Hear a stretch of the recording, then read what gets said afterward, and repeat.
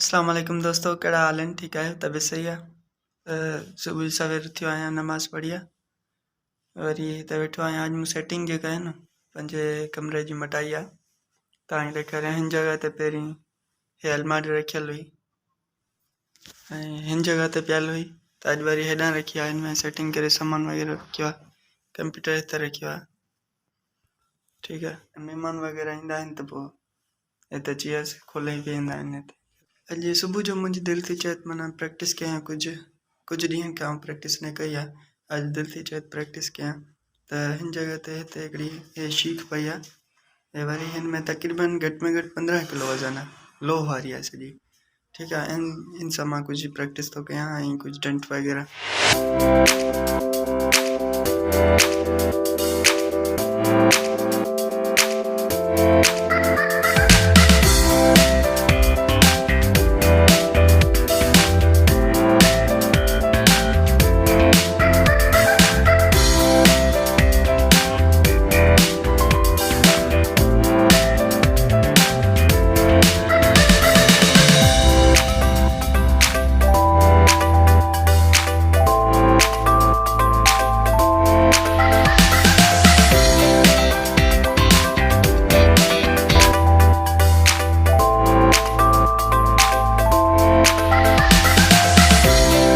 यार कुछ प्रैक्टिस कई आहे, थकिजी पिया आहियूं हींअर, पोइ वरी इंशाल्लाह सुभाणे कंटिन्यू कंदासीं।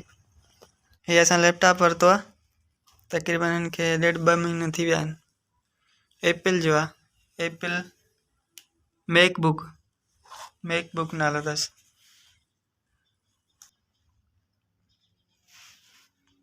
हे शमीर वेठो आहे, शहज़ाद शहज़ाद इहो कंप्यूटर हलाईंदो हाणे सिखंदो आहे, शमीर बि हलाईंदो आहे। हिन जो यार हे जेको माउस आहे न, हिन में थोरो फॉल्ट आहे।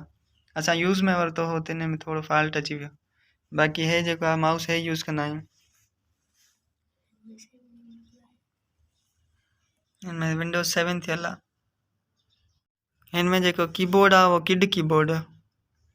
हिकिड़ो त वॾो न्यूमेरिकल कीज़ बि हूंदियूं अथसि, न्यूमेरिकल कीज़ हिन में कोन्हनि। हिन में जेको आहे न आहिनि नंबर्स आहिनि, पर हे रो आहे नंबर्स जी। दोस्तों हाणे वीडियो ठाही आहे, उहो उनखे जेको आहे सो एडिट कयूं था पिया कंप्यूटर ते। एडिट करे वठूं, इंशाल्लाह वरी ॿी वीडियो में गॾु आहियूं। अल्लाह हाफ़िज़।